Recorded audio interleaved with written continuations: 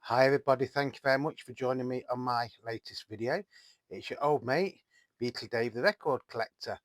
Now before I start this video, I just want to say a massive thank you to everybody that's watched the Freddie Lennon video about the single that Freddie released in 1965. Although mine was a reissue, it's had a lot of, you know, um, views. I think it's the highest viewing video I've ever done. As I'm recording this, I think it's on something like 20,000 views, which is amazing.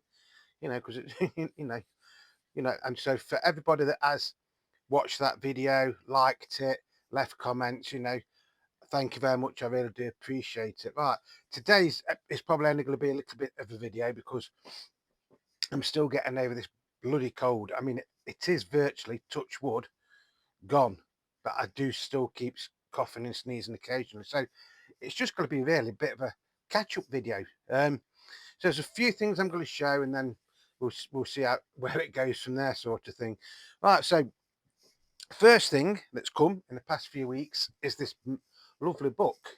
It's called The Complete Beatles Chronicles, and it's by Mark Lewisham, who used to, you know, do a lot of things for the Beatles, but I think he sort of like fell out of favour, hasn't he now? Now, when I got this, I actually thought this was the recording sessions one, but it isn't. This is like telling you what they did on a day-to-day basic, day-to-day sort of thing. So for instance, you'll open a page and it'll say something like, for 1963, Thursday, the 21st of November, they were at the ABC cinema in Carlisle. See what I mean? On the Sunday, the 24th of November 1963, they were at the ABC Cinema, Fainsway, Hull, Yorkshire. And then on Monday, the 25th, they was at Studio 4, Granada TV Centre, Manchester. So, it's more like what they did day to day as a working band. I haven't had a chance to actually read all of this. I've just like basically looked through it. So it goes from from the very, very early years right up to 1970. A great big index at the back. So I don't know how much this book was originally. Does it say anywhere? Because sometimes they do have it printed on them, don't they? Let me just have a quick look. No, I mean, it is a very heavy book. Yeah, so this was £5. All I paid for it was £5. And to be honest, when it came, it looked like it was virtually still brand new. So I think who's ever had this, it's probably just been on their bookshelf. Yeah, it actually goes from 1957, I think, this. Looking at it. Yeah, 1957 to 1970. The only definitive guide to the Beatles' entire career, on stage, in studio, on radio, TV, film and video. So if you ever see this out on your travels, it is a very, like I say, heavy book. I think, how many pages is there in it? Bear with 1 sec. I know some people do like to know how many pages there is and things like that. I think there's 360 odd pages. Yeah, roughly 360 pages in this. And there's some lovely photos of the boys over the years. So that, I thought for a fiver, that was worth a punt, as we used to say in the UK. I'll leave that one to show you in a little bit. And then this is something that I've got for the music room, but to be absolutely perfect with it, I'm not quite sure where it's going to go. Just bear with 1 second while I get it out.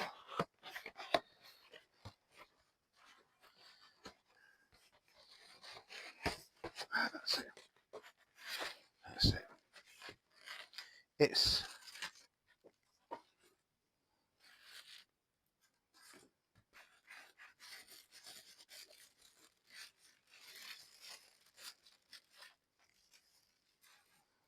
actually a yellow submarine clock. You see that? So that will probably be, there is a space up there, isn't there? Just next to that portrait of, ooh, that's actually a portrait there of Elvis Presley. It's a drawing, and there's a space there. So that this will probably go up there. It's lovely though, isn't it? Isn't that nice? Well, I think it is. And as long as I like it, that's all that matters, isn't it? It's my music. That was actually a gift off my stepson and daughter-in-law. See, I think it's going to go up there somewhere. I've had a good tidy around in the music room. I know that might not look very much, but like I say, so my hi-fis and everything are all over there now. Sounds fantastic. I was up here yesterday cleaning the Japanese records that I got. I've even managed to play a few of those, so there will be a future video on them. And talking of records, I've got this as well. Now, last year, I got a few Jam LPs. I'd had a couple of LPs, like when I was growing up with the Jam. Excuse me. But I was more into their singles. So I got a few of their albums and things like that, which are on other videos. Then I saw this, and this is, it's not like exactly a rare album as such, but with this one, you do get a live EP. So it's the Jam Snap, which is basically the Jam's greatest hits. And it is in quite nice condition. Double LP. So you get In the City, Away from the Numbers, All Around the World, The Modern World, News of the World, Billy Hunt, English Rose, and Mr. Clean. Then you get David Watts, A Bomb in Waldorf Street, Down in the Tubeway Station at Midnight, Strange Town, The Butterfly Collector, When You're Young, Smither Jones, and Thick as Thieves. Side 3 is The Eton Rifles, Going Underground, Dreams of Children, that's entertainment, I love that song, Start, Man in the Corner Shop, and Funeral Pyre. And then the last side, side 4, is Absolute Beginners, Tales from the Riverbank, A Town Called Malice, Precious, The Bitterest Pill I've had to Swallow, and Beat Surrender.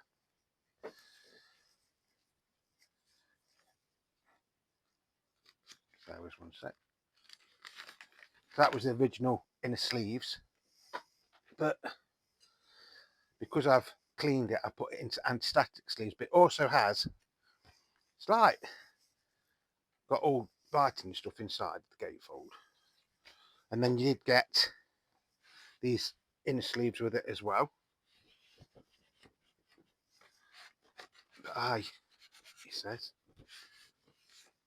because I spent a few hours cleaning records yesterday, I thought I'd put these into new anti-static sleeves, and they've actually come up quite nice. I mean, in all honesty, they weren't that bad anyway.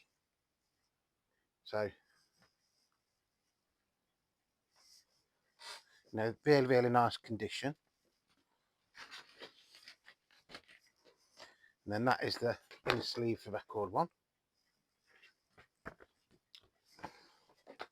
Because nowadays, when you buy a new record,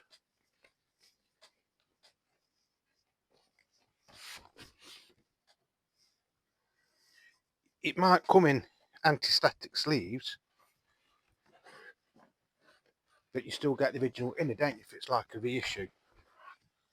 Right, there. So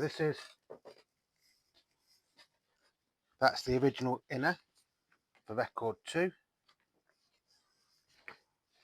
This is very similar to the story of the Clash, isn't it? This, I think, the way it's done.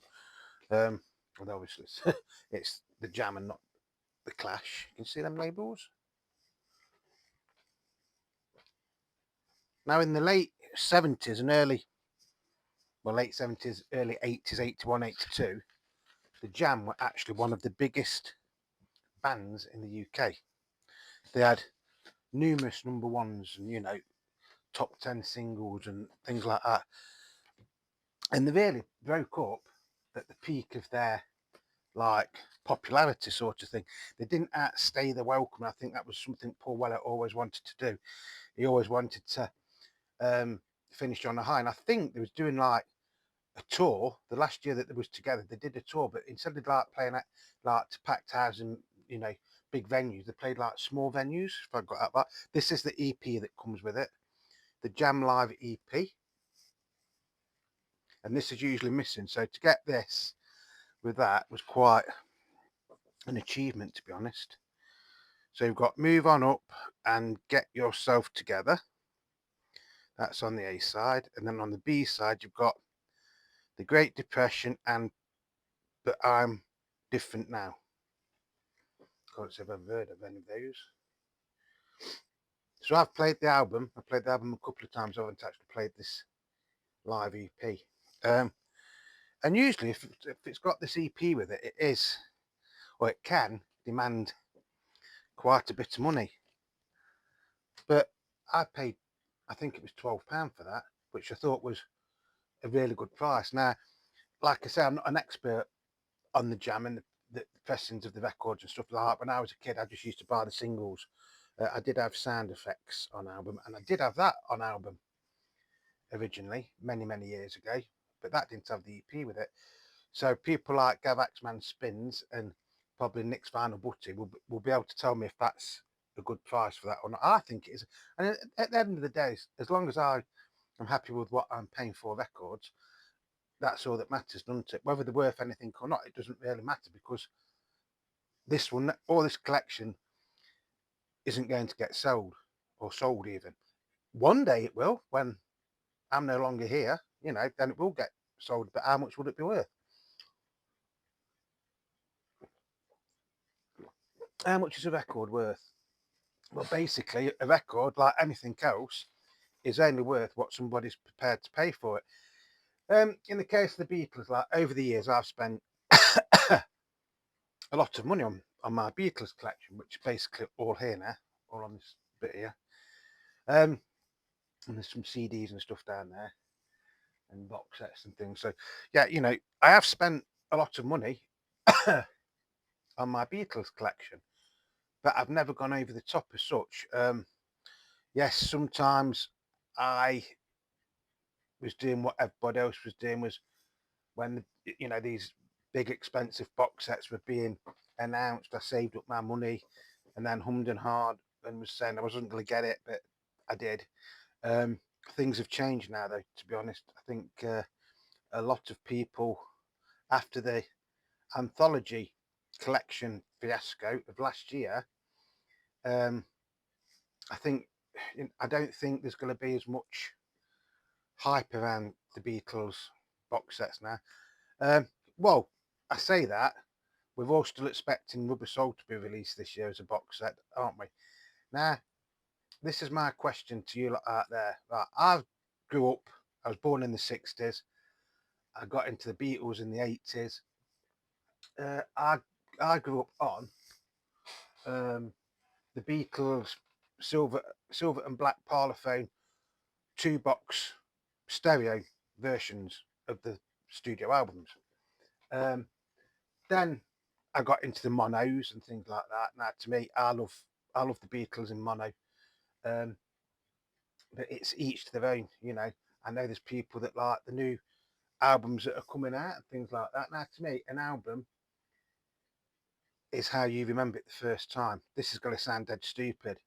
It's like I can listen to, say, off the top of my head, I can listen to the mono White album, right? And it's fantastic. That has always been one of my best Beatles album, if not the best one. That is that is probably my most favourite one, because there's such a diverse mixture of music on that album. Although it's 2 albums, isn't it? So, a double album. Also, I'm lucky enough to have some of the original UK stereo pressings of it. Again, they sound fantastic. Now, the other day, I listened to this one,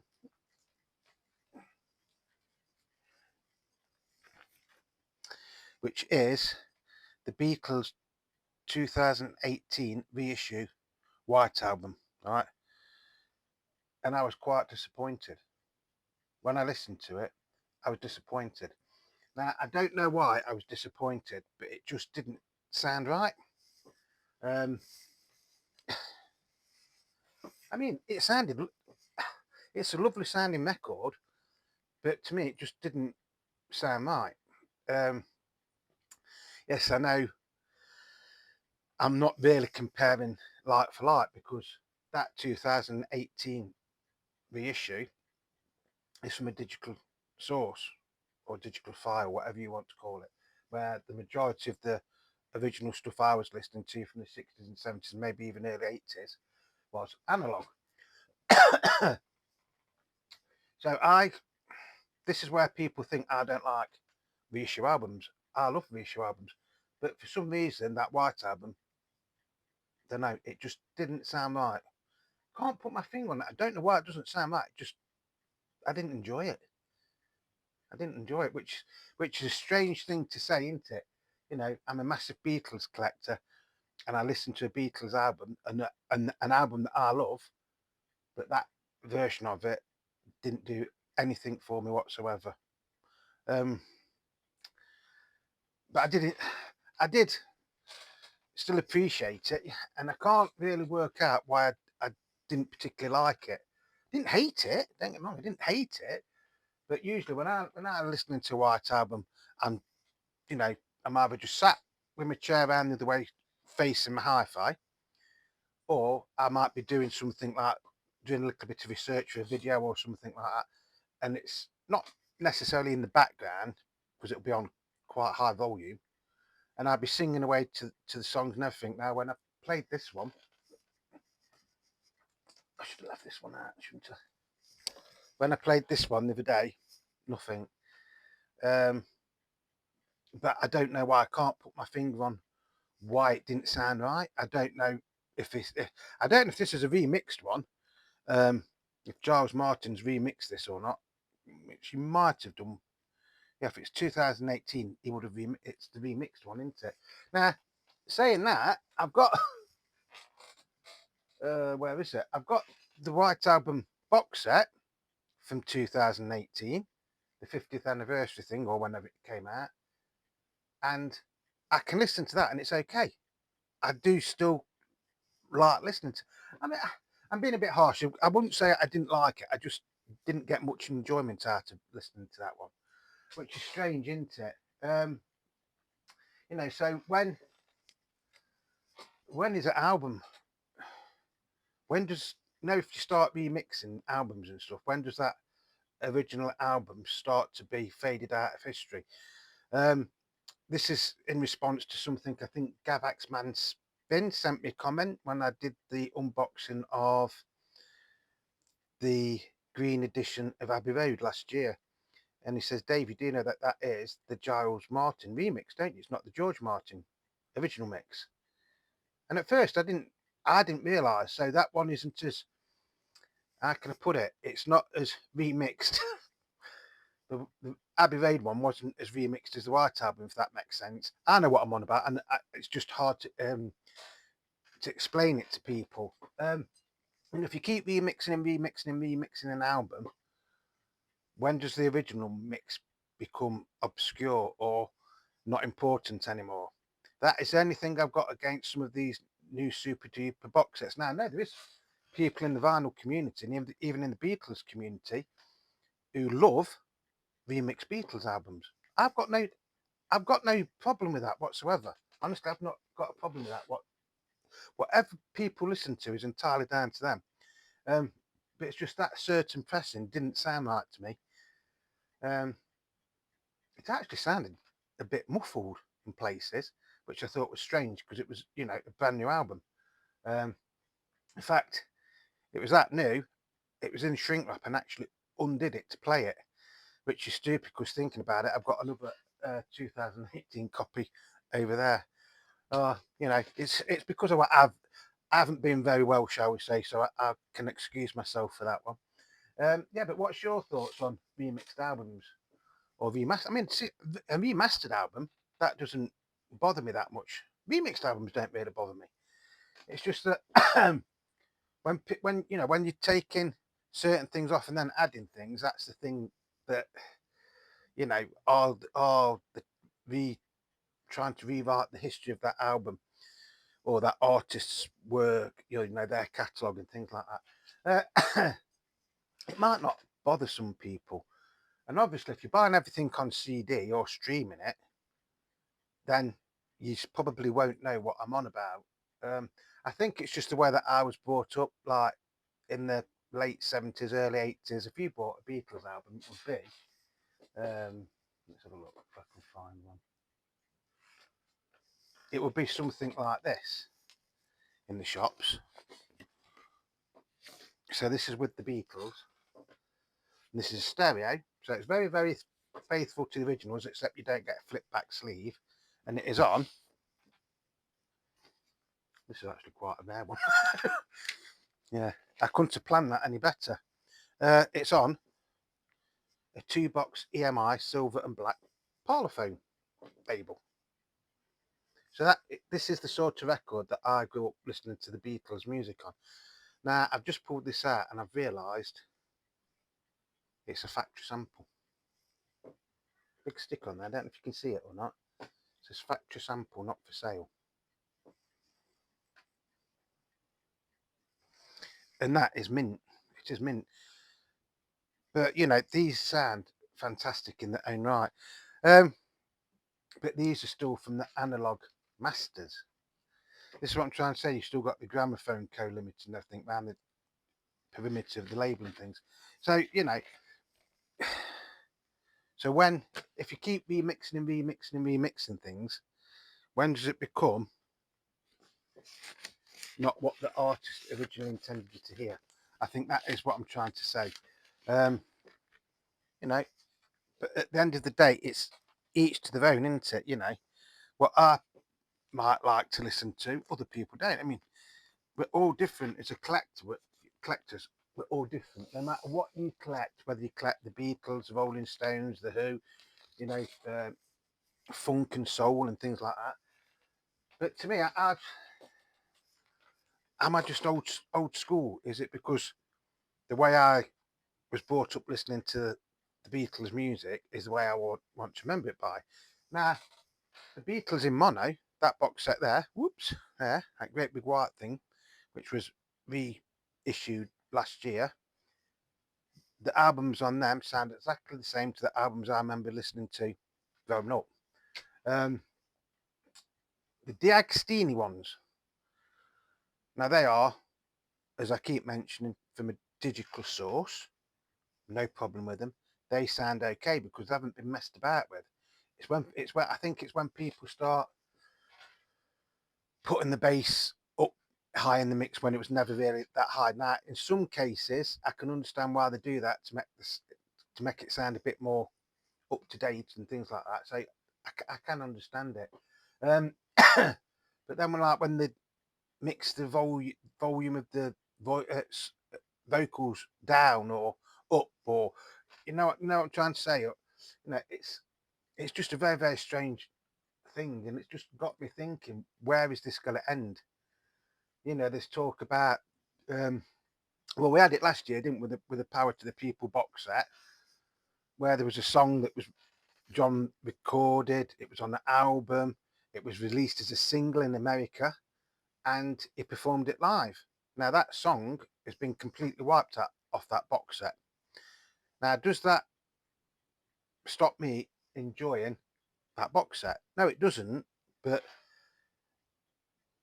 it would have been nice if that song would have been on it. I can sort of like understand why it's not, but now they're on about that if the Rubber Soul album comes out as a box set, they might have to do something with Run for Your Life. All right, well, it's just a song. It is just a song. It's been on that album since 1965, and it is actually based on an old Elvis Presley song, "Baby Let's Play House." All right, now that song's never been messed about with, or people said, "Oh, well, we shouldn't really have that on," now, and that's where that line comes from. I'd rather see you dead, little girl, than to be with another. Well, I'd rather see you dead, sort of thing. So you see what I'm getting at? You know, it's great that the Beatles name is still being put out, you know, when you think it's what 40, 50, 56 years, isn't it, since this actually split up? If you think about it, is that about 56 years? Yeah, 56 years since the Beatles split up. When the Beatles split up, I was 3. you know, and in a in not so long I'm going to be 60. So, you know, I'm want to remember the Beatles music as I've always enjoyed it. Now, some people say, well, Dave, don't buy them then. I might not. I might not buy these super deluxe box sets that are coming out. It's like the Beatles in US albums in mono. I got them. I've got the original American ones. They were very, very faithful to the American ones. Again, got no problem with it. Um, you know, I can understand trying to make it sound a bit more up to date in one way, but you know, it's where will it end? Where will it end? Um, you know, there's quite a lot of songs that people could get offended to nowadays. Um, you know, things like that. So, are certain songs going to be taken off future reissues because they might offend somebody? I mean, I hope not. You know, but one that did really work, I think, was this one. Was the Beatles' Yellow Submarine song track, and this was slightly remixed. So you get every song off the original Yellow Submarine album on this, but you don't get the lovely George Martin orchestra, you know, instrumentals and things like that. Which is a shame in one way because I think if you're watching the film, that is part of the film. But on a lot of these, you only got like snippets of the songs. Where here they are, you know, the complete songs. So that worked. So it can, if it's done properly, it can work. But then again, this wasn't ever meant to be a replacement for the Yellow Submarine album. It's a companion piece to it, shall we say? So yeah, you know, so things can work. I can understand like with all the modern technology and things like that, and you know that lovely machine what Mr. Jackson's got. Um, you know where they can clean up really really old tapes and things like that.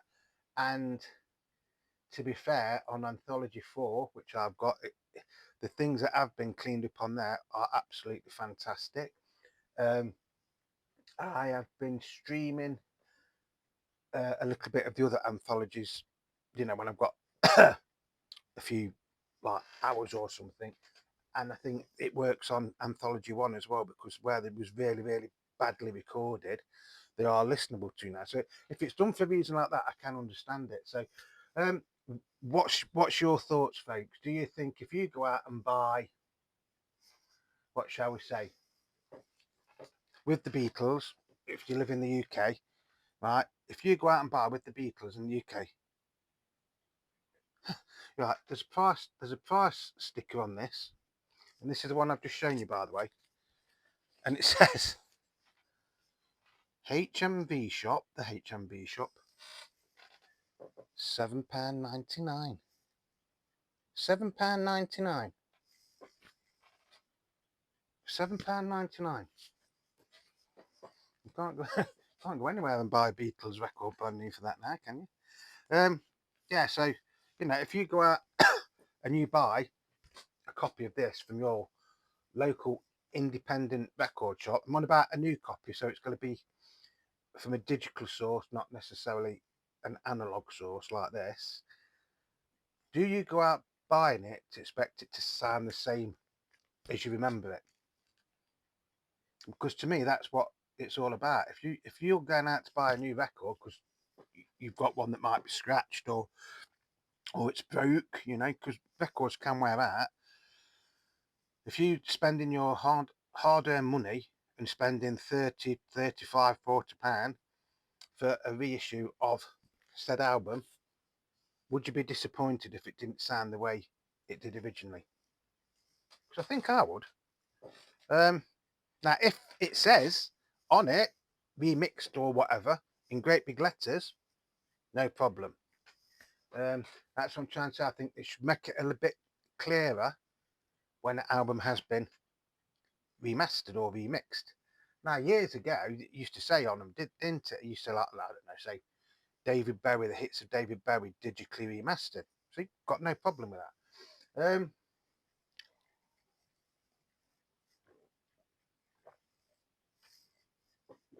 It's each to their own at the end of the day. That's what I'm trying to say. Um, so how the hell did we end up talking about that when we started on about the Sergeant, sorry, the Yellow Submarine clock and a Beatles book and an album by the Jam? Um, it just shows you, doesn't it, how things can drift. Right, so I think because I'm starting to cough, and I thought I'd be able to do this video without coughing, but it hasn't been as bad as some of the others.